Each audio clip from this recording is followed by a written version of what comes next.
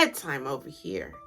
And this segment is called Bedtime Story with Mrs. Cat. I have my snuggle buddy from Jesus above here. This is Lucille. You know Mrs. Cat has 7 kingdom kids? I do. So, as we get ready to start our story, oh, hold on. You see my friends? What time is it? It's time to choose our snuggle buddy. Oh, I'm so excited. Yes. Lucille chose her snuggle buddy. Look. That's her snuggle buddy. And I'm going to choose one of Lucille's snuggle buddies, Miss Jellybeans.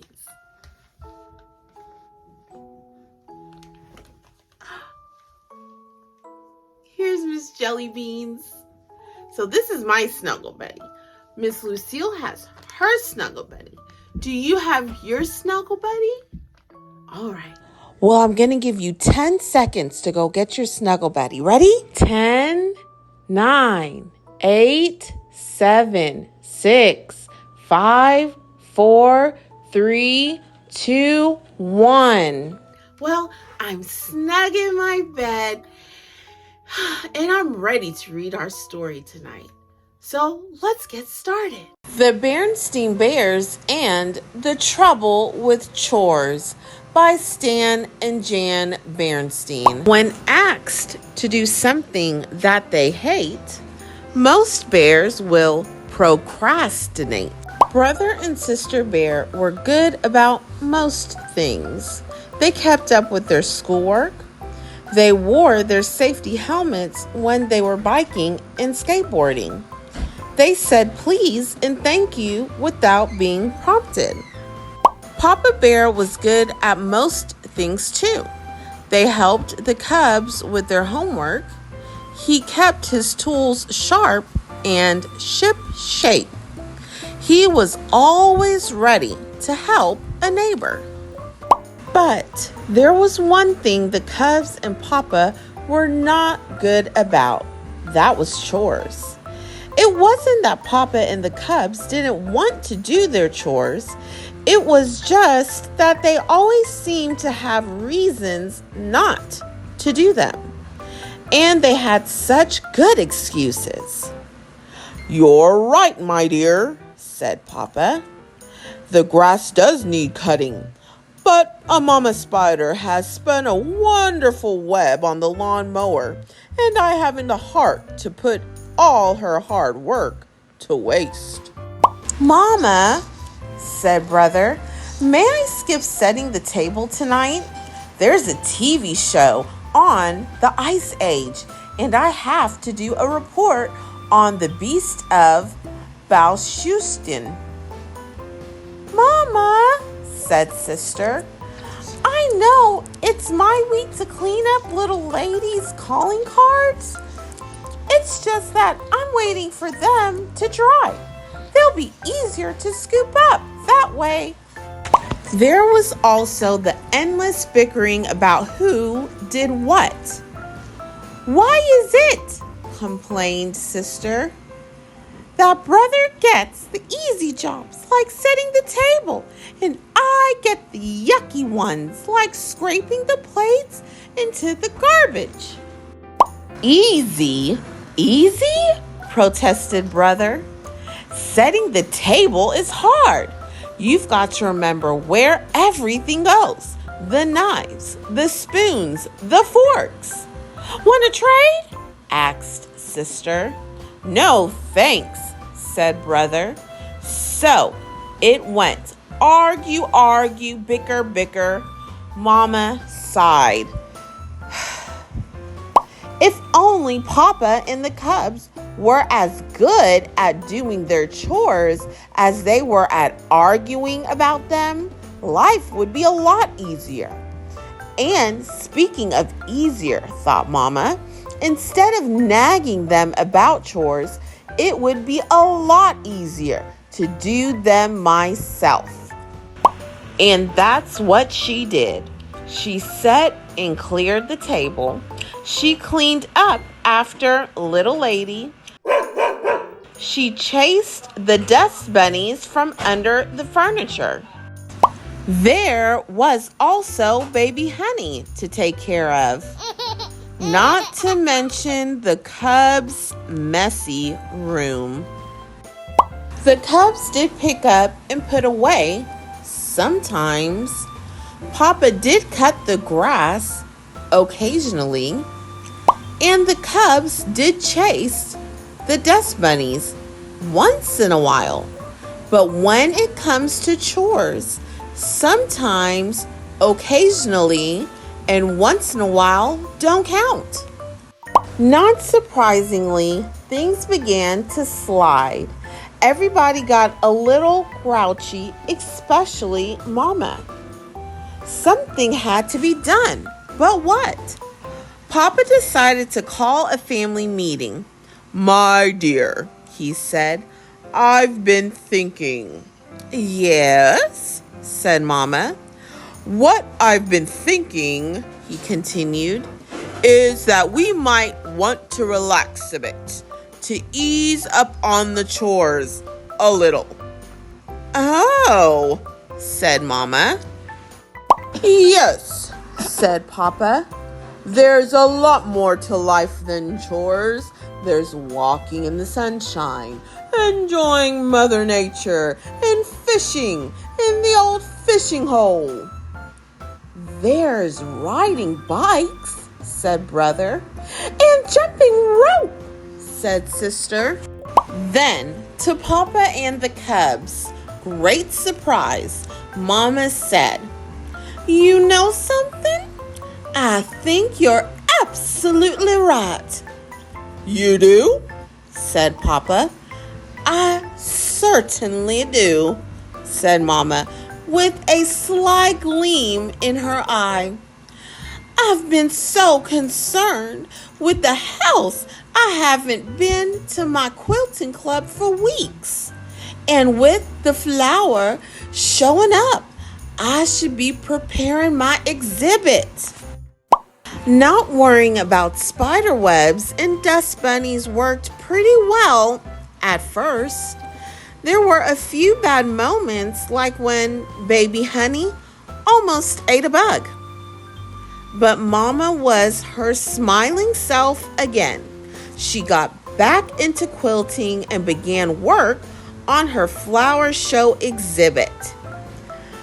"I was thinking of combining Shasta daisies and silver moon roses.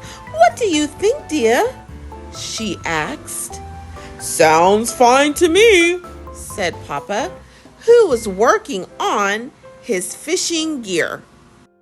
"Mama," said Sister, "I'm growing this grapefruit plant for school, and there's so many dishes in the kitchen sink that I can't water it." "No problem," said Mama. "Just water it in the bathroom upstairs." Sister stomped upstairs with her grapefruit plant. "Mama," said Brother, "I left my marbles on the floor and now they're gone." "Goodness," said Mama. "I must have sucked them up with the vacuum. I do have to vacuum once in a while. But one of them was my best shooter," said Brother. "Oh, I'm sure you can find them by emptying the vacuum bag," said Mama. But, sputtered Brother. "Now, if you'll excuse me," said Mama, "I'm off to my quilting club." Some household tasks got done. Beds got made, more or less.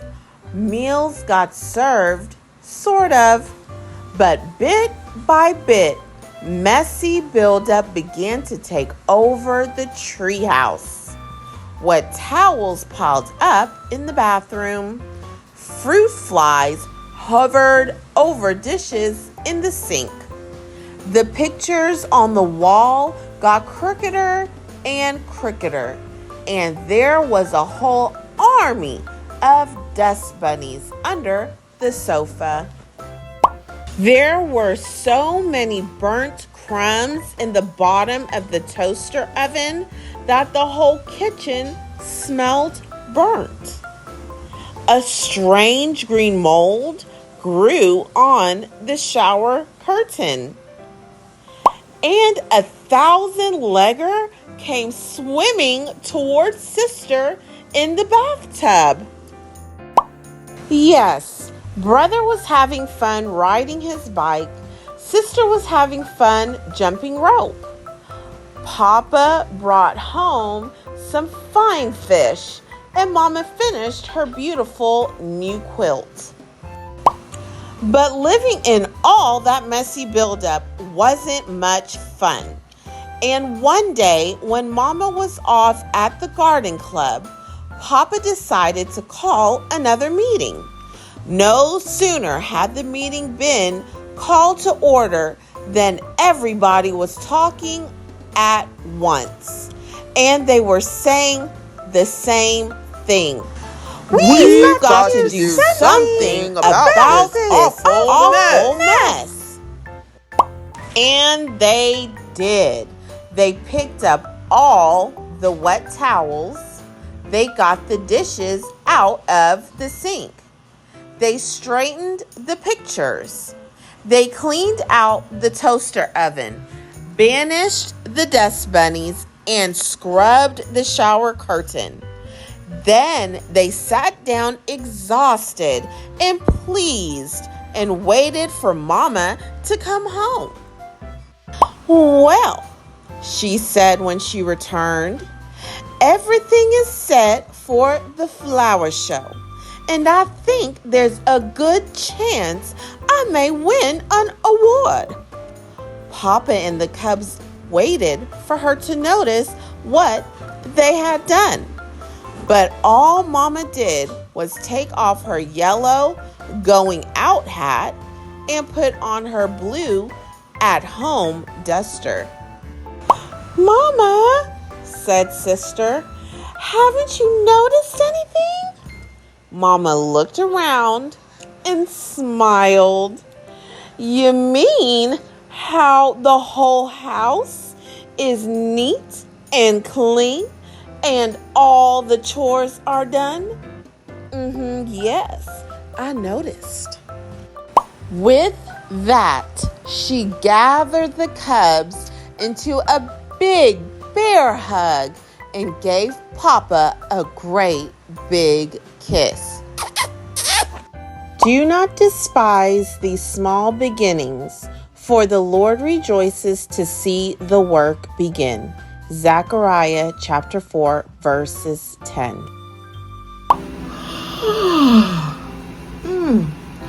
Well, friends, that was a wonderful story.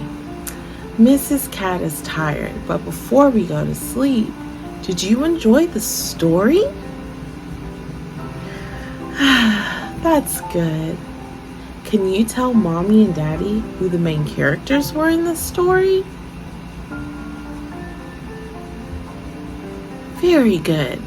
Did they solve the problem in this story? Good. If they did, what was the solution? What did they agree upon to fix or solve the problem?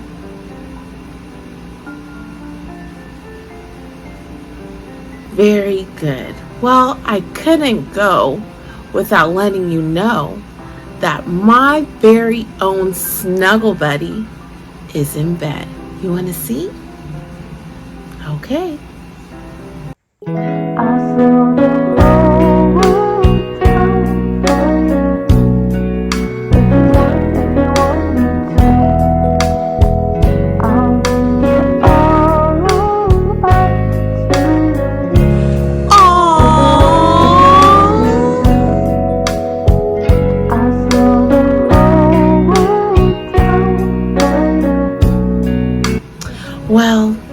Miss Cat's going to her bed. I'm nice and warm. And I will see you next time at Bedtime Stories with Miss Cat. Okay? Good night. Make sure to like, subscribe, and share. Good night.